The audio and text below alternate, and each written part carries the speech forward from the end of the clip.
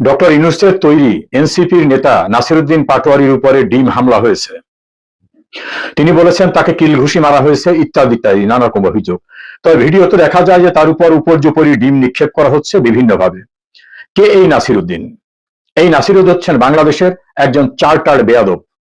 আপনাদের মনে আছে বঙ্গবন্ধু ভবন ভেঙে দেওয়া, জাতির পিতার মুরাল গুড়িয়ে দেওয়া, বাংলাদেশের সম্মানিত ব্যক্তিদের অপদস্থ করা, বীর মুক্তিযোদ্ধা সাবেক প্রধান নির্বাচন কমিশনার নুরুল হুদার গলায় জুতার মালা দেওয়া, প্রধান বিচারপতি ছিলেন যারা তাদেরকে মবের শিকারে পরিণত করা সহ বিশ্ববিদ্যালয়ের ভাইস চ্যান্সেলরদের জুতার মালা দিয়ে তাড়িয়ে দেওয়া, এই ভয়ঙ্কর ঘটনা ঘটাবার যারা নায়ক তাদের অন্যতম।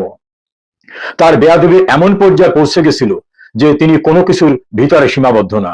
আর রাষ্ট্র ক্ষমতায় থাকা ব্যক্তিরা এই মবক্রেসিকে বলছিলেন না এটা প্রেসার, এটা মবক্রেসি না।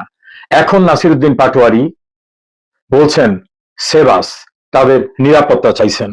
আপনাদের নিশ্চয়ই খেয়াল আছে যে তারা বিভিন্ন জায়গায় যে কি অবস্থার মধ্যে পড়েছিল। নিউ ইয়র্কে আক্তার হোসেন তাদের কি বেইজ্জতি অবস্থার ভিতরে পড়েছিল সেই দৃশ্য আপনাদের সবাই জানা, তবে একটু মনে করিয়ে দেই।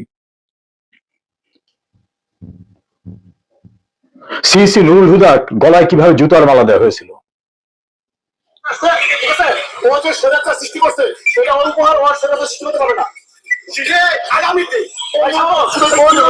এটা হচ্ছে একজন বীর মুক্তিযোদ্ধা সাবেক প্রধান নির্বাচন কমিশনার, তার গলায় জুতার মালা দেওয়ার দৃশ্যটা। নিউ ইয়র্কে তারা কি অবস্থার মধ্যে পড়েছে।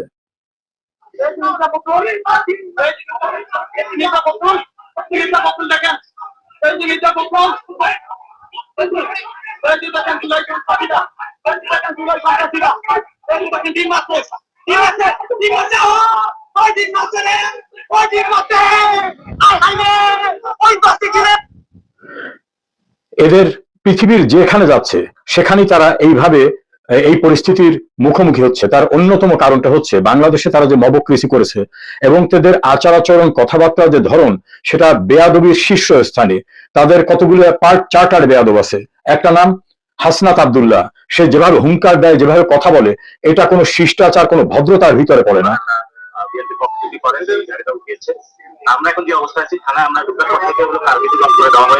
মনে আছে বঙ্গবন্ধুর মুরালের উপরে কি জাতীয় অসম্মানজনক আচরণ করা হয়েছিল। এবং আরেকজন উগ্র তো তাদের মধ্যে ছিল হাদি। তিনি মহিলাদের বিশেষ একটি অঙ্গকে উচ্চারণ করে স্লোগান দিতেন এবং সেই স্লোগানকে বাহবা দিয়ে তাকে জাতীয় বীরে পরিণত করা হয়েছে। লন্ডনে গিয়েছিলেন ডক্টর মোহাম্মদ ইউনূস, হোটেল থেকে বের হতে পারেননি।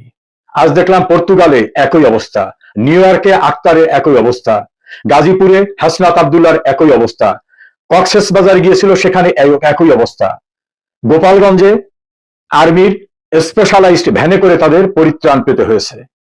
যারা বাঙালি জাতির সংস্কৃতি ধ্বংস করেছে, সভ্যতা ভদ্রতা ধ্বংস করেছে, বঙ্গবন্ধু ভবন পুড়িয়ে গুড়িয়ে দিয়েছে, জাতির পিতার মুরাল ধ্বংস করেছে, বীর শ্রেষ্ঠদের মুরাল ধ্বংস করেছে, বাংলাদেশের যে সভ্যতা শিষ্টাচার সৌজন্যবোধ ছিল সেটা ধ্বংস করে দিয়েছে। একটা বেয়াদবের, উচ্ছৃঙ্খলের, অসভ্যের, জঙ্গি সমাজ ব্যবস্থা, রাষ্ট্র ব্যবস্থা কায়েম করেছিল ডক্টর ইউনূসের পৃষ্ঠপোষকতায়। এখন সময় এসেছে, দেশে দেশের বাইরে কোথাও আর তারা নিরাপদ না। দেখবেন কেউ কাউকে একটা অঙ্গুল হেলনি করলে 3টে অঙ্গুল কিন্তু নিজের দিক ফেরা থাকে। যে বেয়াদবদের তৈরি করেছিল ডক্টর ইউনূস সহ আওয়ামী বিরোধীরা, সেই বেয়াদবরা এখন চড়াও হয়েছে। মির্জা আব্বাসের মতো একজন বর্ষিয়ান রাজনীতিবিদকে যেভাবে হেনস্থা, যেভাবে অপমান করেছে তা অবর্ণনীয়। বর্তমান প্রধানমন্ত্রী তারেক রহমানের নামের পিছনে অশ্লীল শব্দ ব্যবহার করে যে স্লোগান দিয়েছে তারা মিছিল সহকারে, তারা এরা। বঙ্গবন্ধু ভবনকে রাষ্ট্রীয় যন্ত্রপাতি নিয়ে ধ্বংস করেছে এরা। বিশ্ববিদ্যালয়ের ভিসিকে গলায় জুতার মালা দিয়ে তাড়িয়ে দিয়েছে এরা। প্রধান শিক্ষক সহ অন্যান্য কলেজের শিক্ষা প্রতিষ্ঠানের প্রধানকে চরম অপমান করে রাস্তায় জুতার মালা গলায় দিয়ে বের করে দেওয়ার মতো অপমানের কাজ করেছে তারা।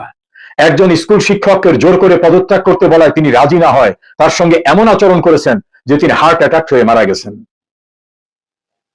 দেশের সর্বোচ্চ আদালতের প্রধান বিচারপতি সহ সকল বিচারপতিদের মবক্রেসি দিয়ে তাড়িয়ে দিতে বাধ্য করেছিল এরা।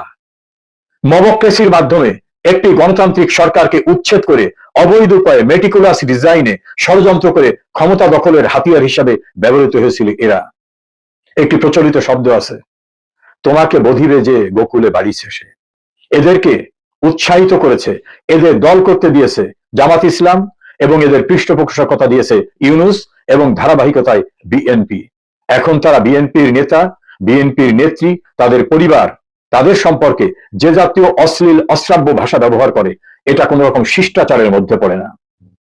একজন নারীর বিশেষ অঙ্গের নাম উচ্চারণ করে স্লোগান দিয়ে জঘন্যতম অধ্যায় সৃষ্টি করেছে যারা, তাদেরকে জাতীয় বীরে পরিণত করার মতো নিকৃষ্ট মানসিকতার পরিচয় অনেকে দিয়েছে।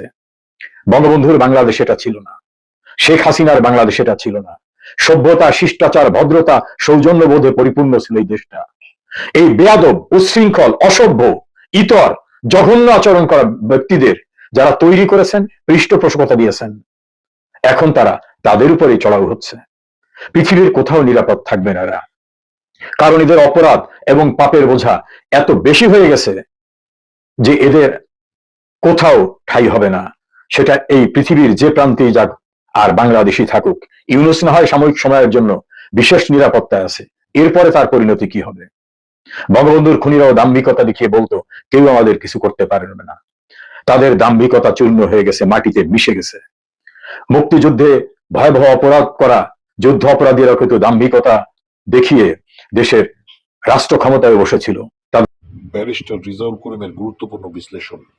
সন্ত্রাসী ঘটনায় যারা জড়িত এবং তার ধারাবাহিকতায় যত জঘন্য, বর্বর, নৃশংস, নারকীয় অপরাধ যারা করেছে, গণতন্ত্র ধ্বংস করেছে, তাদের পরিণতিও সেরকমই হবে। সে সময় খুব দূরে নয়, ইনশাআল্লাহ।